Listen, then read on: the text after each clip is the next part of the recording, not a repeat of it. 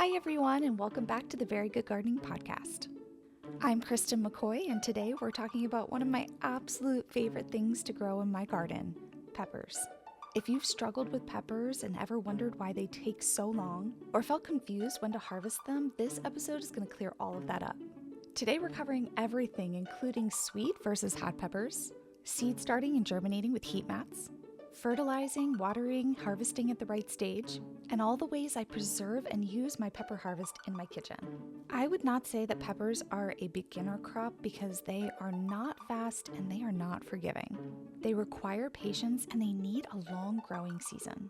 They do not like cold soil and they definitely do not like wet feet. But once you understand what they want, they can be so productive and very much worth it. If you love supporting this podcast and you'd like some garden theme apparel, head on over to my Fourth Wall shop, which is always linked below. And if you're looking for exclusive harvest to table recipes using what I grow in my garden, those are housed on my bonus view. You won't find those step-by-step recipes anywhere else. All right, let's get into it. Let's talk peppers.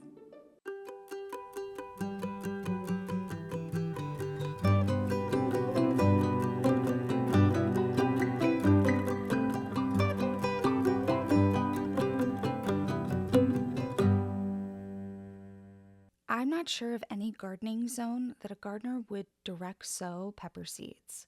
They need a very long season, and every gardener I know starts them indoors. I live in Maryland, Zone 7B, and I start my peppers in February. Some of my extra hot peppers I'll start in the beginning of February, but by the middle of February, I have sowed all of my pepper seeds. By the time I'm able to plant my pepper seedlings outside, it's going to be at least early May. And my seedlings are already going to be tall and strong, and some of them might already be flowering. Even with this huge head start, I am not going to harvest my first pepper until July. And honestly, the harvest isn't really going to get going until August and maybe even September for my really hot peppers. Peppers really need hot conditions and warm soil. If the temperatures outside are consistently hitting 80 degrees, but the soil is only 60 degrees, you're going to have a hard time growing those peppers fast and strong. I say that because Maryland is notorious for having a really hot early April, but the soil hasn't warmed up yet. So if I were to plant those peppers, they're going to struggle. And I'm going to feel like a failure even though I just didn't plant at the right time. I like my soil to be around 70 degrees before I'm planting my peppers outside. Sometimes that means that I'm waiting until the middle of May, but for me, it's worth it because those plants are not going to be stunted by cold soil.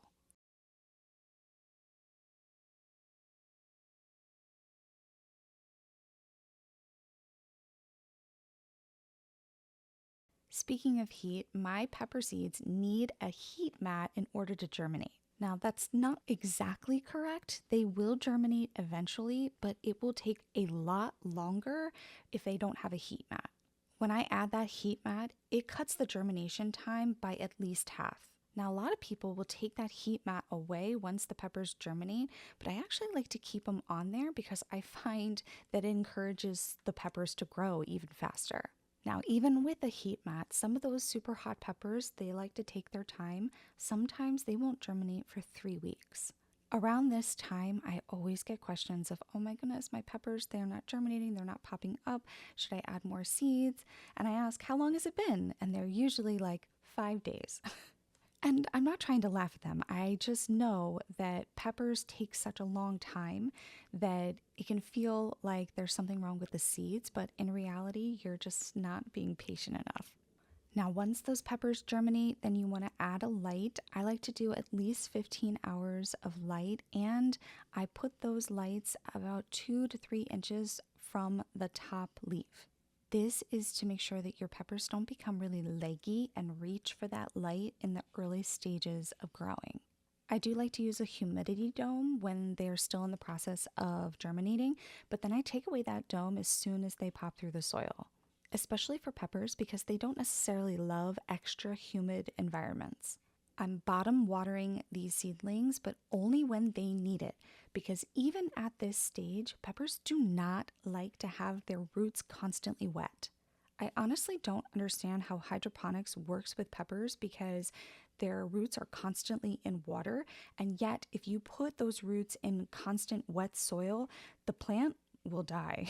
They will not like it. They will shrivel, they will have edema on them, and they will at the very least be very stunted. Another thing that I add is a small fan, and this serves two purposes. First, we want to make sure that it's not too humid, so it's actually giving some circulation to the peppers, but it's also preparing them for the outside. That constant small breeze allows those pepper plants to become as strong as they possibly can. And of course, I'm going to say it every time that we talk about seedlings, do not forget to harden them off before they go in the ground. Especially with peppers, they will not survive. They will get sun scorched so bad that they will shrivel up and disappear. Even when I harden off my peppers for 2 weeks, I'm still covering them with a shade cloth for another 3 or 4 weeks. This is the only way that I've found for them to survive the direct sun after being indoors or even in my greenhouse. I will not take that chance. I want my peppers to survive and thrive. I get huge pepper harvests every year, but I would not if they were completely stunted, if I didn't add those shade cloths, or if I didn't harden them off properly. Another thing you want to consider is nightly temperatures. Here in Maryland, we can have pretty big swings, and so if the temperatures are going below 50 at night, it's not time. But when it does come time to add the peppers into the ground, I always do three things. The first is that I cut all the bottom leaves off so that they're not touching the soil. The second is that I add two different things into the soil before I put the plant in. I add bone meal and blood meal. These are going to add those macronutrients that the plant needs in order to thrive. And the third thing I'm going to do is add that shade cloth. Sometimes I add a cage at this point, especially if the pepper plant is already at a big stage. But I also add that cage because the cage can kind of help keep the shade cloth from getting too low and possibly damaging the plant. So the cage creates kind of like a tent pole, if you will. I usually don't mulch right away because of just time constraints, but I will be mulching those plants very, very soon after they're planted. I like to try to mulch within a week if I can, because planting sometimes takes me a whole week because I grow so many peppers. Just don't forget that step if you do not mulch right away. And remember, peppers do not like wet feet, so you can water once you put them in. However, wait until the plant and the soil tell you that they want more water. Sometimes a plant, especially peppers, can look very wimpy. They look all wilted and they look really sad, and you think, oh no, my plant is dying. That is the time to add the water. Do not add any water if you stick your finger into the soil and there is soil stuck on your finger. That means that there's still water that's being absorbed by the plant in the soil. Too much water really is detrimental to pepper plants, especially, so you want to be on top of that. Now let's talk sweet peppers versus spicy peppers. A lot of people in other cultures actually call spicy peppers chilies, which makes sense because it allows them to distinguish between the two. But here in Maryland, we call them all peppers regardless of their Scoville unit. That's the scale that helps determine how hot a pepper is going to be. But before we get into those hot peppers, let's talk sweet peppers. I find that sweet peppers don't need as much time to grow as hot peppers in all stages of the growing process. From germinating to actually growing as a plant to harvest, they are always on the shorter side, which is great because that means that I'm harvesting sweet peppers a lot longer, and we eat a lot of peppers in my family, especially those sweet peppers. I grow all different colors of bell peppers, including green, red, yellow, orange, purple, and brown. Some of them even have variations within their colors, like purple. You can have a lilac or a lighter purple and a deep purple as well. And while there really isn't much of a difference in taste as far as the colored bell peppers go, it is just the coolest thing to look down at your plate and have an entire rainbow of sweet peppers to choose from. My kids will regularly eat sliced bell peppers just as a random snack. And they love to cut up more than one color of peppers because they create a little rainbow, and here they are eating vegetables and loving it. Adults are the same way. We eat with our eyes. If it looks pretty, if it looks colorful, we're more likely to eat it. My kids love banana peppers because they eat it like a carrot. It's very funny to see, but they are really, really excited when the bell peppers come in, which actually are usually one of the first peppers that are ready to harvest in my garden. And then we have little snack peppers, and those come in all different colors, shapes, and designs. I grow something called a candy cane chocolate pepper, and it is beautiful. It's about half the size of a regular bell pepper. However, it has a brownish tint to it with stripes that are orange and red, and it's delicious and beautiful all at the same time. I think I love growing peppers because it does take so long, and then the literal fruit of your labor is just absolutely gorgeous. And there's so many different varieties. One of my favorite things to photograph are ripened peppers on a plant because that color pops out with the green in the background. It's so pretty. I also grow a lot of varieties of hot peppers because we use hot peppers in a lot of different ways in my family. Of course, I grow jalapenos, but I can't just grow a jalapeno and be done with it. I have to have all the colors that come with different jalapeno varieties. I have orange, yellow, red, brown, and purple, all jalapenos. I'm not quite sure what determines what a jalapeno is because some of them look like a regular jalapeno but just a different color, while others, like brown jalapenos, are much bigger and they almost have a different shape. So I'm not quite sure why that's considered a jalapeno, but I'll take it.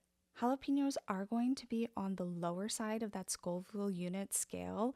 However, homegrown jalapenos are way hotter than anything you can grow in the store. Store jalapenos have that little tiny bit of a kick, but homegrown jalapenos are a completely different story. And for whatever reason, orange jalapenos that are homegrown are way hotter than a lot of my other hot peppers. I would put them almost at a level of a habanero. Speaking of, habaneros are probably the midsection of what I grow in my garden as far as heat goes. Just under that, in between jalapenos and habaneros, are going to be lemon drops, my favorite hot pepper in my garden. Even though they are pretty spicy, they have this super strong lemon flavor that is perfect for adding any kind of citrus flavor to dishes. I also really love to make lemon drop pepper jelly, and it's like my favorite pepper jelly ever. I also have cayenne and fish peppers in my garden as well. Both cayenne and fish peppers are going to be used to make pepper flakes. Those red pepper flakes that you can buy at the store, I make them and grow them in my garden. And then there's the really heavy hitters like ghost peppers and Carolina Reapers. Ghosts, they come in all different colors, and so do Carolina Reapers. We've also got 7-pots and mystery super duper hot yellow peppers. I don't even know what they are because they weren't labeled correctly when I got them. They're very cool peppers, but I would love to know what they are. I'm also growing Scotch bonnets again this year because they're just the coolest looking pepper.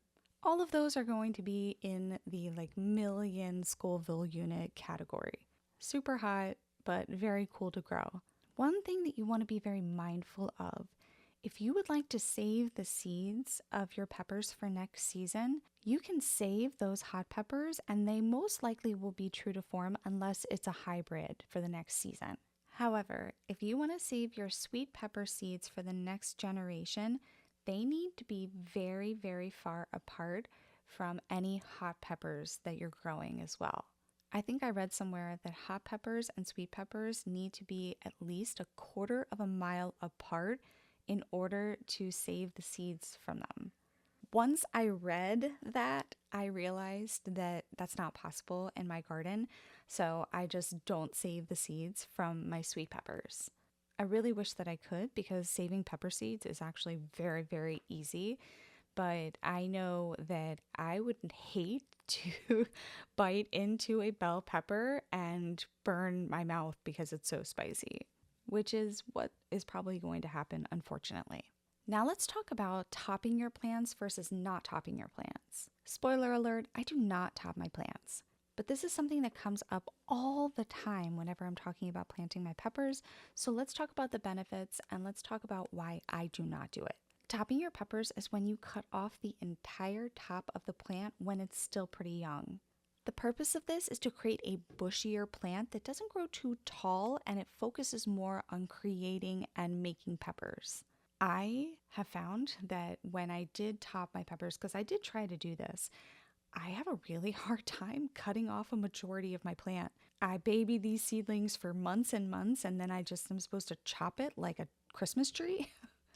I had a really hard time with that, but knowing that, okay, they're supposed to get bushier and we're supposed to get more peppers from it. I think that there is a risk that you cut off too much of the plant when you're doing this. And so if you do want to top, I recommend only doing one, maybe two junctions at the most.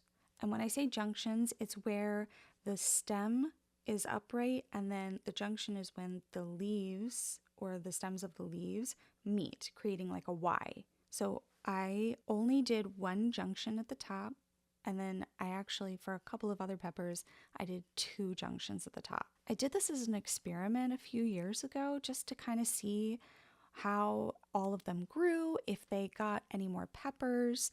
And I will say that I do think the ones that I topped got a few more peppers, but the ones that I didn't top, they grew so many more like I grow more peppers than I can eat at that moment. I have to spend so much time preserving all of those peppers for later. I don't actually need more peppers, and because topping makes me so nervous, I decided that it's not for me. I didn't see enough drastic of a difference for me to be like, yes, this is for me. Now, could somebody else do this experiment and have drastically different results? Absolutely. But this is why I decided it's not for me. It'll be okay. I have enough peppers. I am giving away peppers a lot of time, and I don't need to have bushier peppers. It's not worth the risk, in my opinion. I also like to grow a lot of different varieties. So I'm going to have a lot of plants anyway. I might as well just keep doing what I'm doing because it works. I will also say that if you do not top your peppers, I find that you get a much earlier harvest. So really, is it worth waiting even longer for the harvest? If you're in a shorter growing season, then that is not something that I recommend. Or is it worth getting that early harvest and keeping it steady throughout the season? That's what I tend to do. That's what I tend to like and prefer, and that's okay. If you are somebody who tops your plants and you're like, this is totally wrong, I'm going to keep topping your plants, please keep topping your pepper plants. But it's not for me for all of the reasons I stated, and we're going to move on to this strangely controversial topic. I do have a lot of people in comments saying, I can't believe you don't top your peppers. Why don't you top your peppers? I do it. Now you know why. Now let's talk fertilization. I've already told you that into the planting hole, I add bone meal and blood meal. But that's not the only time that I fertilize. My pepper plants, before they even get planted outside, have been fertilized 3, maybe 4 times while they have been indoors. They've gotten a growth stimulant called Organic Rev, and they've also gotten club soda. The club soda has a couple of macronutrients in it, and every single time that I give my plants club soda, their growth goes through the roof. So once they're planted and they have that bone meal and blood meal that is slowly seeping into the soil and into the plant, I'm then going to have a regimen of fertilizing with fish emulsion every other week. But that fish emulsion is going to be for nitrogen, and once my plants start flowering, I do not give it fish emulsion ever again. I'm going to be honest, after my plants start flowering, I do not fertilize them anymore. But if I were to keep fertilizing, I would not give anything that is heavy in nitrogen. Nitrogen promotes leafy growth, not fruiting. And so once you see those flowers, if you give it nitrogen, then it's going to put all of that energy into growing just bigger and bigger leaves without actually making any fruit, which is what you want it to do. I would give my plant potassium, and I would use that as like a side dressing on to the side, which means that I add it to the soil around the plant. I probably wouldn't fertilize with any kind of liquid fertilizer at that point, but I could because there are other fertilizers that are there just for fruiting. But this is just what I do. Remember though, nitrogen is only for the beginning growth and for leafy growth, not for flowering and fruiting. Now let's talk blossom end rot. Blossom end rot is where you're going to see the bottom of the pepper, especially like a bell pepper, it's going to be rotting away. It's called blossom end rot because that's actually where the flower was, is at the very end of the pepper. Blossom end rot is a calcium deficiency. A lot of people get really confused because they hear that it's a calcium deficiency, so then they add calcium to the soil. But then over time, they realize that that doesn't actually fix the problem. I know a lot of people swear by crushing up eggshells because eggshells have calcium in them and then putting into the soil, and that helps with blossom end rot. A couple of things. Yes, eggshells are heavy in calcium. However, those eggshells are not going to break down fast enough to add that calcium into the soil. Number 2, the plant is not necessarily deficient in calcium. I know that that just contradicted what I said. However, it's really just the plant's ability to absorb the calcium that's in the soil. Chances are there is more than enough calcium in your soil right there for the plant to be able to take. However, if your plant is overwatered, then it dilutes the amount of calcium that it's getting from the soil, and that creates the calcium deficiency. So, watering, not necessarily regularly, is how you're going to get rid of blossom end rot. I know, consistency versus regularity. When I think of regular watering, I think of watering on a schedule. Peppers don't like that. They want water when they need it, as I said before. I will say, when in doubt, add some compost. If you're really looking for some kind of fertilizer, add some compost because it's going to add at least the micronutrients that your plants are needing. And it's a way to make you feel like you're giving your plants a little bit of a boost. Now let's talk about when to harvest peppers. Harvesting peppers can be a little controversial. Bell peppers a lot of times will start out green and then turn to whatever color they're supposed to be when they are completely ripe. However, bell peppers and sweet peppers, they can be picked when they are green. They have a little bit of a different taste. They aren't nearly as sweet when they are their full color. However, they are still delicious and can be used in every way that a fully ripened pepper can be used. With hot peppers, I do not find that to be the case. I like my hot peppers to be their complete color that they're supposed to be, whether that's red, yellow, orange, whatever it is, and that is when I pick them. To harvest any pepper, I actually take the fruit, I grab it, and then I pull it up. That motion will actually crack the stem and the pepper will usually come right off. I used to cut off my peppers, but because I harvest so many of them, I don't do that anymore. And if you're harvesting those super duper hot peppers, remember that the spiciness or the capsaicin is going to be on the inside of the pepper. You can hold the outside of the pepper all day long and nothing will happen. In fact, most of the time you can eat the tip of the pepper and get absolutely no spice at all. And that's because the spice lives in the ribs or the seeds of that pepper. And the ribs and the seed tend to not go all the way down to the tip. So you can eat the tip of the pepper to get an idea of what the pepper tastes like without getting any of that spice. I've tried this with jalapenos and lemon drops, and it's totally true. I have not tried it with something like a Carolina Reaper because I just am not brave enough. I will say that peppers are one of those plants that the more that you harvest, the more they will produce. So harvest them as soon as you'd like, and they will develop more flowers, and those flowers will turn into peppers. Now let's talk about all the different ways that I preserve my pepper harvests. For any of those hot peppers, if I am not using them right away, a lot of the time I will throw them into a freezer bag and throw them in my freezer. Even though they won't be very crispy, when I take them out of the freezer, I can use them in pretty much every other way that I intend to use them. But sometimes with those hot peppers, I will dry them and I'll just hang them, or I'll pop them in the dehydrator. If they go in the dehydrator, then I usually slice them so that they are able to dry a little bit faster. I've also made every single kind of pepper into a pepper jelly, which is amazing. That's probably my favorite way to preserve. And of course, I make pepper powders and pepper flakes. And even though we do use all of these forms of the peppers that we've preserved, I also love to give away a lot of those different things like the jellies and the powders and the flakes. I like to give them away as gifts. I will say that the fish pepper flakes, they are spicy, but they are also delicious in any kind of seafood dish. Fish peppers were made specifically for seafood dishes.